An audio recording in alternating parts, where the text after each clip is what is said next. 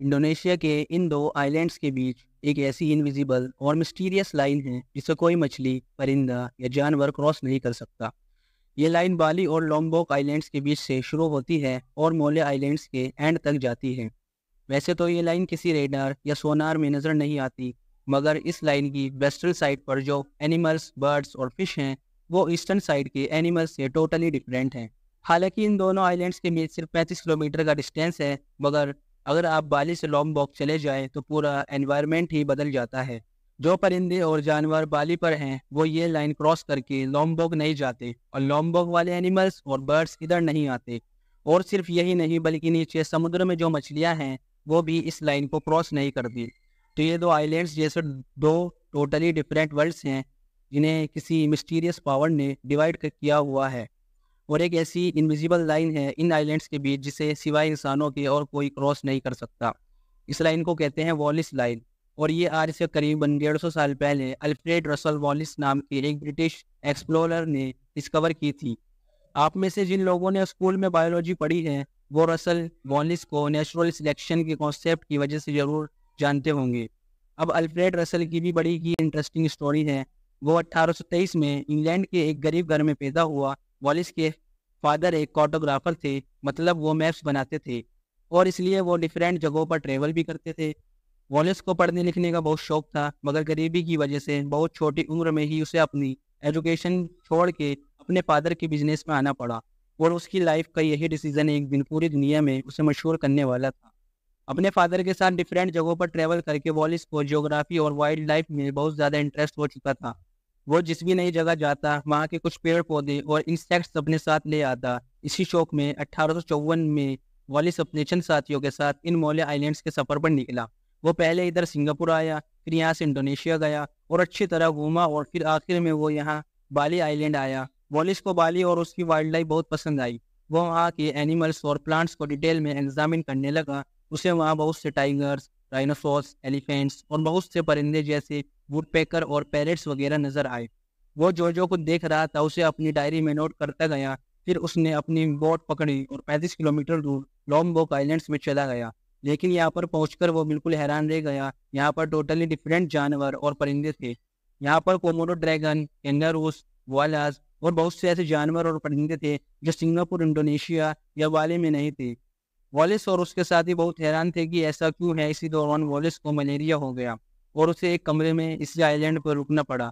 मगर इसी बीमारी में उसे इस इनविजिबल लाइन के बारे में सोचने का टाइम मिला, और फिर उसके जहन में एक ज़बरदस्त चीज़ क्लिक की कि बाली आइलैंड्स पर सारे वो एनिमल्स हैं जो एशिया में पाए जाते हैं, जैसे टाइगर और हाथी वगैरह, जबकि लॉम्बोक आइलैंड्स पर सारे ऐसे जानवर और परिंदे हैं जो ऑस्ट्रेलिया में पाए जाते हैं, जैसे कंगारू, वाला और मॉनिटर लिजर्ड।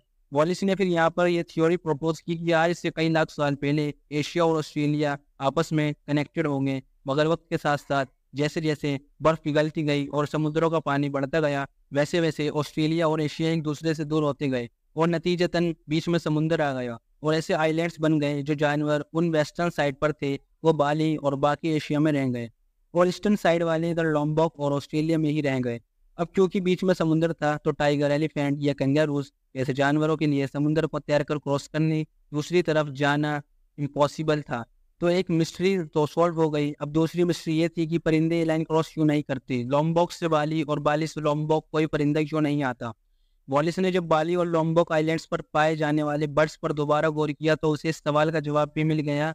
बेसिकली इन दोनों आइलैंड्स पर नॉन माइग्रेटरी बर्ड्स रहते हैं। असल में बर्ड्स की दो टाइप्स होती हैं। एक होते हैं माइग्रेटरी बर्ड्स जो हजारों किलोमीटर्स का सफ़र करते हैं, जैसे आर्कटिक टन को हर साल करीबन 90,000 किलोमीटर का डिस्टेंस ट्रेवल करके साउथ पोल से नॉर्थ पोल जाते हैं। इसी तरह साइबेरियन क्रेन्स जो सर्दियों में रशिया से 5 से 10,000 किलोमीटर ट्रेवल करके चाइना, इंडिया और पाकिस्तान आते हैं। इन परिंदों के बहुत ही स्पेशल पर होते हैं, जिसकी वजह से ये बहुत देर तक समुद्र के ऊपर उड़ सकते हैं। ये बिल्कुल किसी एयरप्लेन की तरह अपने विंग्स फैला लेते हैं और फिर 10-10 हज़ार किलोमीटर तक ऐसे ही रहते हैं। लेकिन इधर ईस्टर्न एशिया में और स्पेशली इंडोनेशिया में जो परिंदे हैं वो नॉन माइग्रेटरी हैं, मतलब वो जिस जगह पैदा होते हैं वहीं बस उधर ही 1 से 2 किलोमीटर की रेंज में उड़ते रहते हैं। इसीलिए इन बर्ड्स के लिए 35 किलोमीटर का समुद्र क्रॉस करना इम्पॉसिबल है। तो एनिमल्स और बर्ड्स की तो समझ आ गई कि वो ये लाइन क्रॉस क्यों नहीं करते। अब बाकी रह जाती है फिश या दूसरे समुद्री जानवर फिश के लिए ये लाइन क्रॉस करनी क्यों मुश्किल है? ये बात वॉलिस को भी समझ नहीं आई, क्योंकि उस वक्त ये टेक्टोनिक्स का कॉन्सेप्ट डिस्कवर नहीं हुआ था। आज के मॉडर्न टाइम्स में तो हम सब जानते हैं कि हमारा ये प्लेनेट स्टैटिक नहीं बल्कि डायनामिक है। ऊपर से स्मूथ नजर आने वाले इस जमीन के अंदर बहुत सी मूवमेंट हो रही होती है। हमारी जमीन की सरफेस के नीचे बहुत सी प्लेट्स हैं जो आपस में टकराती हैं, जिसकी वजह से हमारे प्लेनेट पर बहुत सी चेंजेस होती हैं। जैसे आज हम ये जानते हैं कि तकरीबन 335 मिलियन ईयर्स पहले हमारे सारे कॉन्टिनेंट्स इकट्ठे थे और हमारी ज़मीन में बस एक ही कॉन्टिनेंट था जिसे पेंजिया कहा जाता है। फिर टेक्टोनिक प्लेट्स की मूवमेंट की वजह से अगले कई करोड़ों सालों में ये सारा कॉन्टिनेंट टूट कर डिफरेंट कॉन्टिनेंट्स में डिवाइड होता गया।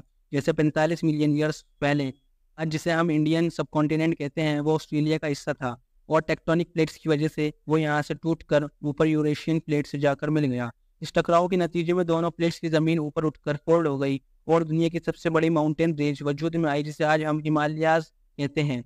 ये जो प्लेट्स के जॉइनिंग पॉइंट्स होते हैं ये बहुत वोलेटाइल होते हैं और ज़्यादातर अर्थक्वेक्स यही से ओरिजिनेट होते हैं। इसीलिए साउथ एशिया में आने वाले ज़्यादातर अर्थक्वेक्स हिमालयाज हिंदू कश रेंज में ओरिजिनेट होते हैं। इसी तरह ये मलेशिया, सिंगापुर और इंडोनेशिया का सारा एरिया भी एक बहुत बड़े टेक्टोनिक शिफ्ट का शिकार हुआ था, जिसकी वजह से यहाँ बहुत सी वोल्केनिक एरप्शन होती रहती है। और इसीलिए इन आइलैंड्स के बीच जो समुद्र का हिस्सा है वहाँ पर वाटर करंट इतना तेज है कि किसी भी फिश के लिए उसे क्रॉस करना बहुत मुश्किल है।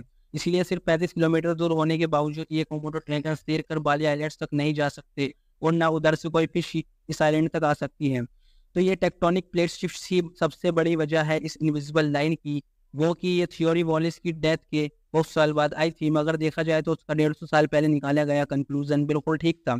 हमारे दुनिया में ऐसे और भी बहुत ही इंटरेस्टिंग और मिस्टीरियस जगह हैं जिन्हें हम आने वाली वीडियोस में एक्सप्लोर करेंगे। अगर आपको हमारी वीडियोस अच्छी लग रही हैं तो चैनल को सब्सक्राइब ज़रूर कर दें। मिलते हैं नेक्स्ट वीडियो में एक और इंटरेस्टिंग टॉपिक के साथ। अपना ख्याल रखें। अल्लाह हाफ़िज़।